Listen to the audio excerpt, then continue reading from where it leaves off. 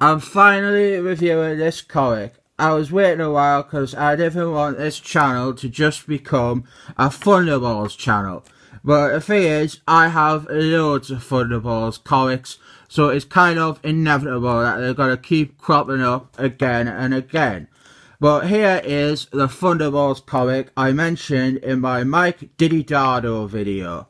This is Thunderbolts 111, which is Roman for 3. It was written by the prick that wrote this pile of bigoted shit. And it is drawn by the artist that blocked me because he is a stupid, angry bully. This comic was actually part of a big revamp of the book. A lot of people proper like it and they think it is excellent. It is not, but I will admit that it is not entirely awful. The problem with it is that it doesn't really fit with Thunderbolts, and even the 4 Thunderbolts characters that they've kept, they're written very, very off character. But the main problem is it made Thunderbolts not a book about superheroes or trying to be a superhero or what it takes to be a hero. It made it a book that people were just reading because they wanted venom to bite someone's head off.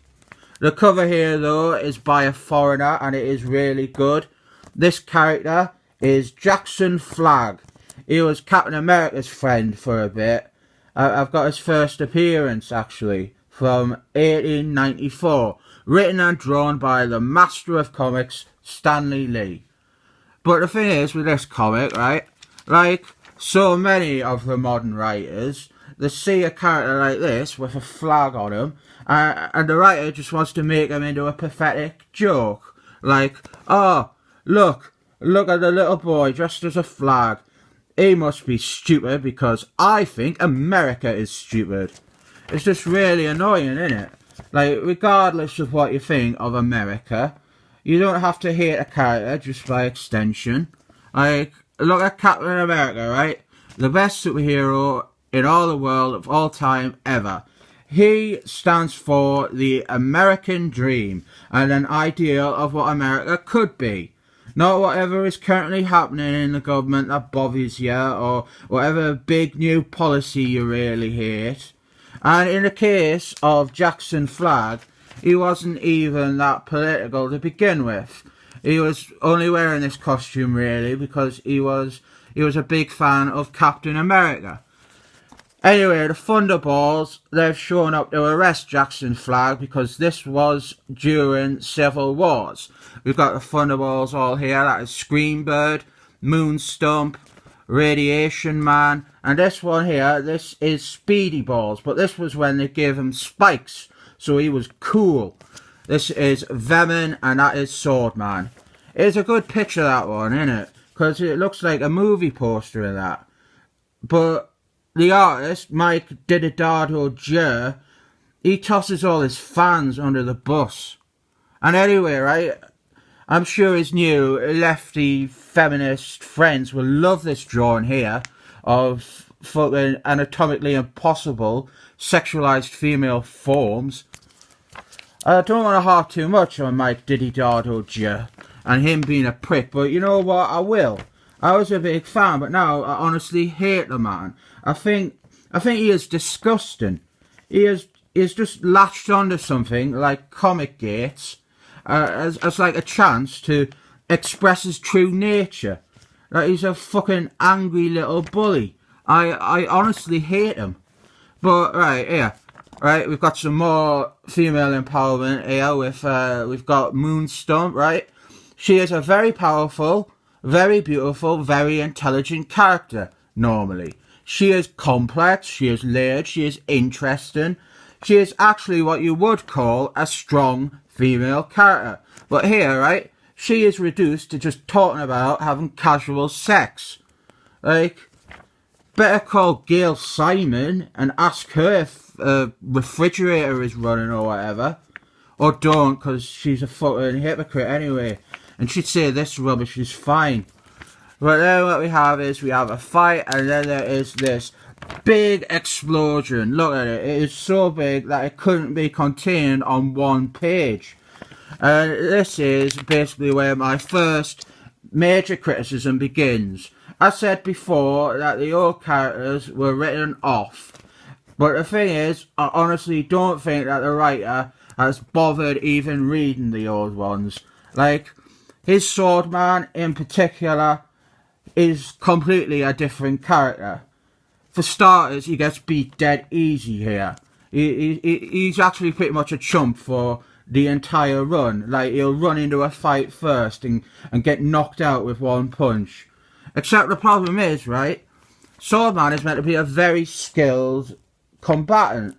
He was trained by Baron Zero. He beat Baron Zero in a sword fight. He beat Wolfman in a fight.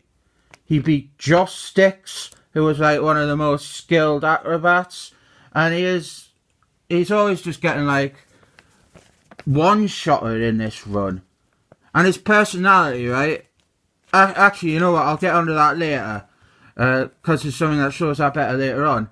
But then there's little things, like little simple things, like his sword, right? His sword is meant to be made from Adam's Antium, the strongest metal in the Marvel Universe. But here, Jackson Flag just punches through it with his fist. Like, you saw in the issue where he fought Wolfman, at Wolfman's Adam's Antium claws, they weren't cutting through his sword. So here the idea that Jackson Flag, who has pretty average, like, super strength at best, punching through it with ease, it's rubbish, isn't it? But as you can see, really, the main thing that they're trying to sell here is the fight with Venom. Just ignoring all the others who have actual long-standing personalities and far greater power. They want you to just enjoy watching Venom maim a character the writer and editor have decided is stupid. And while I'm at it, can I just say, Mike Diddy-Dardo, he cannot draw Venom. He just can't. It's rubbish. Look at that. And then what we have is, right, there is Screambird, yeah? Screambird, she's been in this book for 110 issues. Very capable as a hero. And here she is, getting knocked out by a fucking bin. And then what we have got this guy here, Penance. He used to, a lot of people really hate Penance. They think that he ruins Speedy Balls. But the thing is, he's alright because he's a bit like me. The thing is, I think the idea is actually pretty good. Just the fact that they grafted it onto Speedy Balls is kind of wrong. Like, if this was a new character called, like, Peter Payne, like, it's an okay idea. The whole Payne gives him power thing. It's just a nice little concept. But this was pretty much only done because Jose Quesada, he hated Speedy Balls, and so he transformed Speedy Balls into Penance, and it's just like, it was always treated as like a joke and always like dead melodramatic and insulting. But like, just pretend that this isn't Speedy Balls. Pretend it is like Aaron Painford or something like that, and it could be like a cool character. And then what happens is, right, we have got Bullseye Man. Him, Venom, and Green Goblins, they're basically what this book is all about. Trying to get you to cheer for them being bastards. He stabs Jackson Flag in the spine, which cripples him for life. Or at least until his next appearance when he is magically cured. And here is the bit, like, I don't want to hark on the point too much, but this is completely tossing out any semblance of character work or growth that happened with Swordman before. Because here he is just basically, he's just a fucking psychopath. He's beaten basically a coma victim for just his own satisfaction, for his own exhilaration. Like, it was only 2 issues ago in the previous run, he fucking saved the universe from baddies. And like, his motivation, it was that he didn't want to be like his father. And to do that, it made him fall into the role of a hero. But this is exactly what his father would do. And this bit here is the only time he's shown actually, like, winning a fight in this run. Against what's basically, like, a cadaver. And then we've more or less finished, but we've got these letters here. Right? And I think they actually represent how completely uninterested Tom Brevoort is. He's an awful editor, but here, right, someone in the letters points out that all the Thunderbolts being shackled and treated like prisoners, it doesn't make sense because Screenbird, Radiation Man, Sword Man and Penance, they're all on the team of their own free will. But what happens is, Tom Brevoort basically just says, shut up, you're wrong, I'm the editor, stupid. I don't like this comic. I used to say, oh, at least the art is good, but the artist is a prick, so I'm not even going to say that. So in conclusion, I rate this one 7 thumbs up.